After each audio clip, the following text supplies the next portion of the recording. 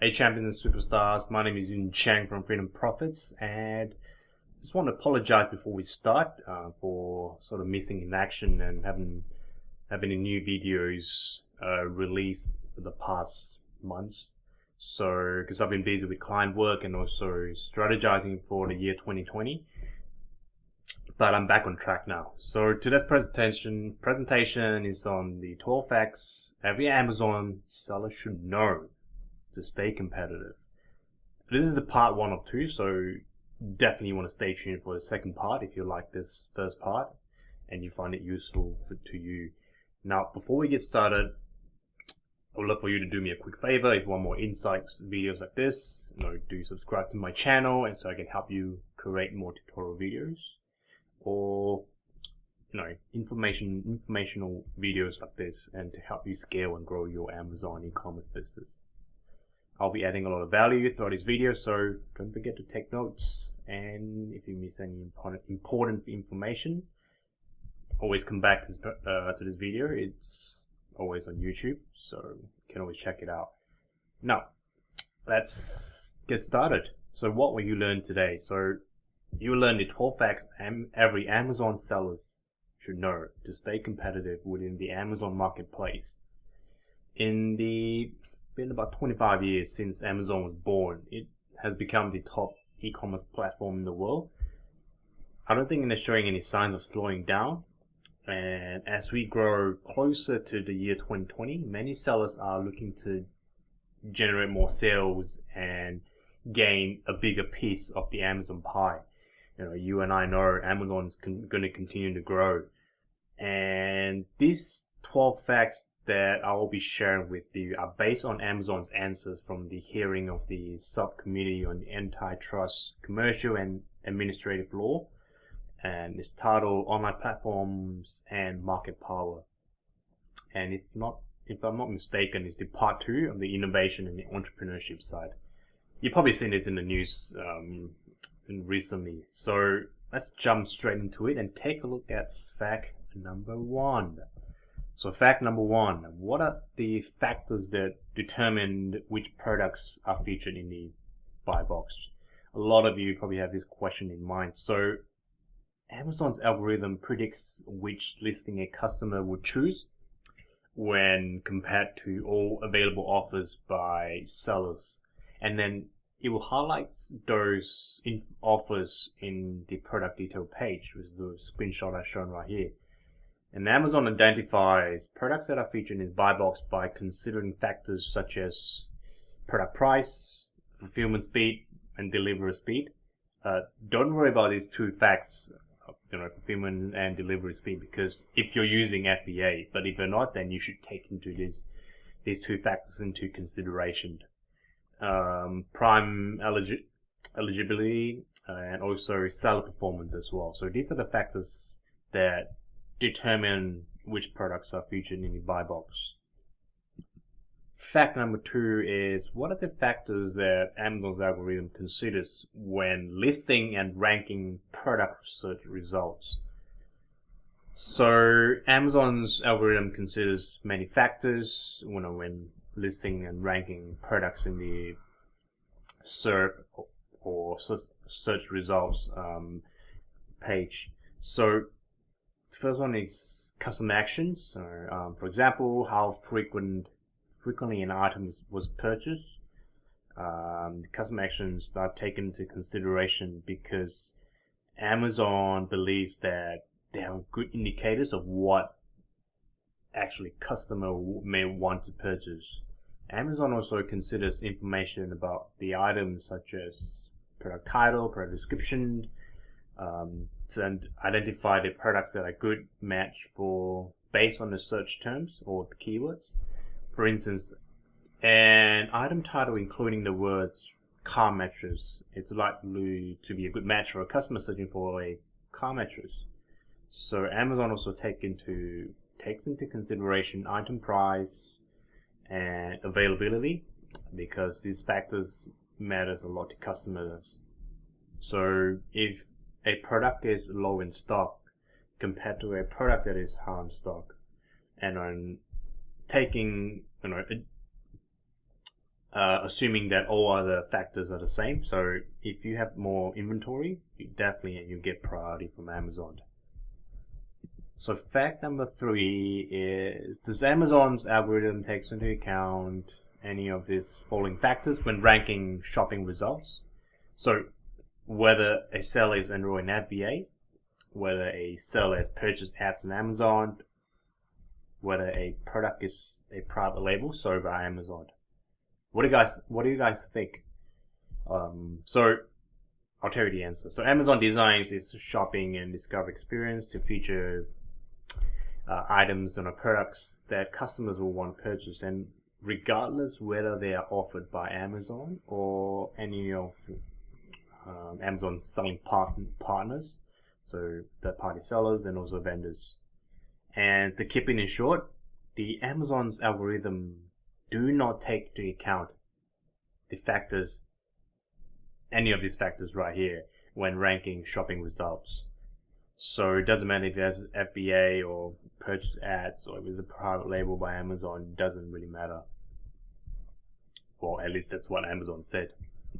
So fact number 4 is, at the time that Amazon first started selling each of its private label products, what are the number of sellers offering that product, defined as any product sharing the same product category on the Amazon marketplace? So Amazon offers customers a huge broad selection of private label products in especially highly competitive categories with other many big brands out there. And according to Amazon, they do not compile data on the number of sellers offering that specific product in the same category as Amazon's private brand products. So that's what Amazon said. So let's take a look at fact number 5. It's related. So what are the types of data that Amazon compiles, maintains, and uses to inform its development of Amazon's private label products and explain how each is used? So to answer that, it's based on fact number 4 as well. So Amazon uses a variety of information commonly employed across the retail industry to inform its private labeling strategy. So for instance, Amazon uses fashion and shopping trends highlighted in press, social media channels, suggestions from its manufacturers as well for new or even complementary product lines, and also gaps, that in Amazon store's product that is relative to competitors. So Amazon also uses public and aggregated data from its stores to identify categories and products with high customer demand over a given period of time. Now, this aggregated data that is aggregated across all third-party sellers and Amazon's first-party sales as well is not really specific to an individual seller. So it's a whole group of data, and Amazon take the aggregated of that, and it's not based on one individual seller, not like a power seller, like maybe Nike or other big brands are selling on Amazon. It's not based on that, but it's based on across a range of data, and includes data such as aggregated sales report at a product category level. The public data Amazon uses includes, for instance, offer data displayed on the public facing portions of its website. Amazon is very transparent about product popularity in its stores, so it will show what's the best seller, what's the best product or most popular product within each category. So anyone can visit Amazon's product detail pages to learn the product's bestseller ranking in addition to its product reviews and its star ratings, and make a determination of all those based about whether a product is selling well. So sellers can do that as well. That's how Amazon get all the data. So now you know how you can do that. So it also shows that Amazon does plenty of product and market research before diving into it, and which I highly suggest what sellers should do as well. Don't go blindly into a marketplace before you know all your numbers, your competitors, and also of course your target audience as well. You can use online research tools to help with that. Personally, I use ZonGuru tools, as they have a full complete set of tools, from Chrome extension to spy on Amazon products, to email automator, business dashboards as well. I will include the link down below if you're interested in checking them out. Oh, and they have a free 7-day trial as well. This has been the long answer for fact number 5. So let's take a look at fact number 6. Is there any distinction between how Amazon uses data it collects from first-party sales and data it collects from third-party sales? So pretty much Amazon prohibits the internal use of third-party sales data in ways that are not applicable to use of data from its first-party sales. For instance, Amazon ban or prohibits Amazon's private label product business from using individual sellers' data to decide, whether decide which products to launch, making sourcing, or the pricing as well, or inventory decisions for its private label products. So Amazon's employees are only permitted to use individual sales data to support that specific seller or enhance or even protect customers' experience. So while internal teams are permitted to examine aggregated selling data for business purposes, they're not allowed to use it for their own personal benefits. So peace of mind for all you sellers out there. So let's take a look at fact number 7. What type of information does Amazon track on marketplace transactions? So basically, Amazon collects data about sales in its stores to constantly improve the customer shopping experience. And we all know that's what Amazon values, customer shopping experience, customer experience, as well as the selling experience for its selling partners. For instance, Amazon uses, again, aggregated sales data to power the recommendations and also analytics through various tools such as Amazon Brand Analytics, Amazon Retail Analytics, Selling Coach, Business Advisor, Business Reports in Seller Central, and many more. As an input also into the fraud detection models, Amazon does that just to help protect its customers and also third-party sellers and vendors. Fact number 8. So which categories or teams of Amazon employees have access to sales data about a marketplace seller's account? So again, Amazon prohibits the use of sellers' non-public data to compete with them through Amazon's first-party offerings, including through Amazon's private labeling development or retail sourcing, the pricing, or any of the inventory decisions. Now, Amazon's employees are permitted to use seller-specific data, of course, only to support that seller, such as providing data-driven pricing recommendations, in Selling Coach, or protect Amazon's customers, detecting fraud and also abuse, or even run Amazon store, deciding how to allocate inventory space among sellers within a fulfillment center. So Amazon trains employees on these policies and regularly audits its system and possesses for compliance as well. Amazon also continually improving its technical controls to automatically enforce all these policies that Amazon set in place, and many other tools that are used today are already configured to omit seller data, because that's we're protecting sellers' privacy. And Amazon also has strict permission requirements as well. So, which brings us to fact number 9. When detailing certain requirements on Amazon Seller Central, Amazon states that failure to comply with these requirements may cause a product to be suppressed from Amazon search results. Is suppressing a product from search results the same as delisting it? Do you guys know what's the difference? So pretty much suppressing a product from shopping results is different, from removing the listing from Amazon store.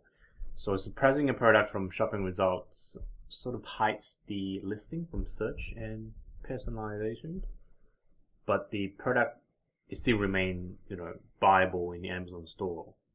And Amazon may suppress the listing from shopping results when a listing risks impairing the customer shopping experience for reasons such as any missing or incorrect product information.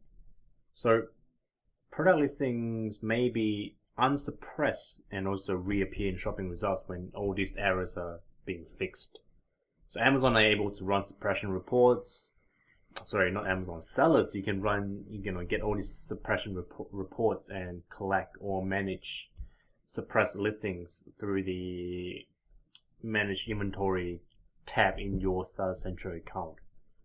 And it happens a lot of times, Sometimes simple errors such as missing images or category fields can be updated in as little, within the 24 to 48 hours if you know about it.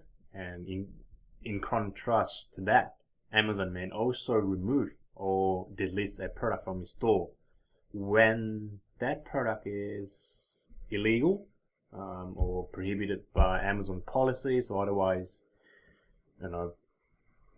as a risk of fraud and also abuse from the product. So once removed from the Amazon store, these products cannot be purchased by Amazon's customers. So that's the difference between suppressing and also delisting.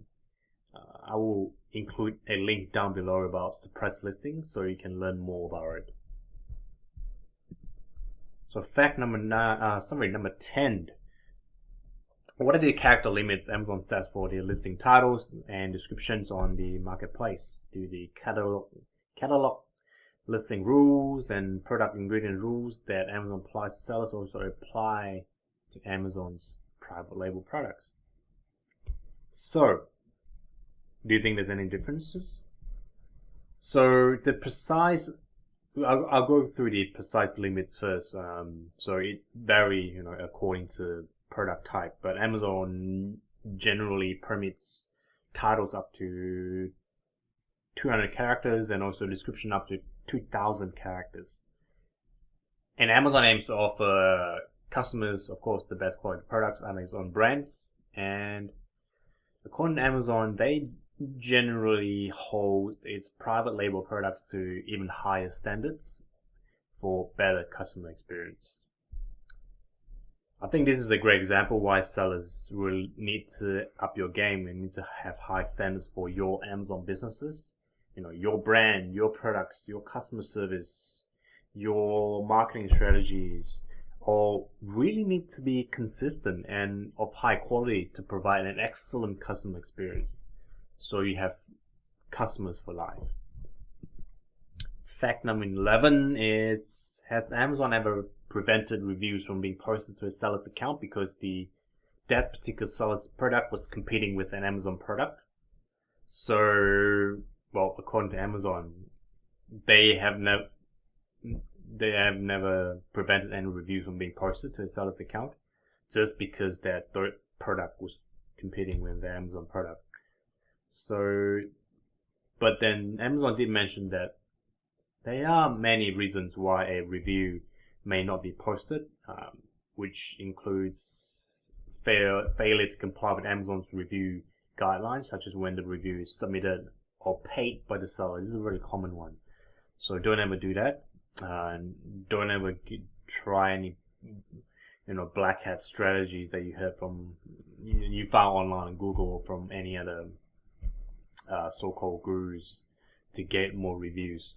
Just follow the rule, abide by the law, provide a good product, have email automation in place, provide better customer service, and then slowly build up your reviews or even ratings, which is the sort of new one that Amazon changes now, if you haven't noticed. So the last fact for today is, for each month since July 2018, what is the average number of listings within the top 10 search results listings that were paid listings. So the number of search results Amazon returns on first page of discovery based on what customers search, it really depends on several factors, including if a customer is using Amazon on a desktop or mobile device. So the shopping results on mobile may include about, according to Amazon, 14 to 20 products per page, excluding sponsored listings. And each month since July 2018, Amazon showed 3 to 4 sponsored listings on the first page of shopping results on mobile. And check, so shopping results on desktop may include about 16 to 60 products per page, excluding sponsored listings. And in each month since July 2018, Amazon showed an average of 7 to 11 sponsored listings on the first page of the shopping result on desktop. So it's about a little bit over double what is been shown on desktop, which is pretty obvious. So yeah, there you go, 12 facts, and here's my final thoughts. And after taking a look at the 12 data-driven facts above provided by Amazon, you now have a better understanding of how Amazon ranks products, how they create their private label products using aggregated data, product listings, character limits, and also many more. Definitely guys, be sure to leverage on this to make necessary updates to your Amazon business, whether it's searching for new products or whether it's updating or optimizing your product listings. Now, part 2 will be released within the next 2 weeks, so stay tuned for an additional 12 facts every seller should know to stay competitive. Maybe I'll include a couple of bonus facts as well.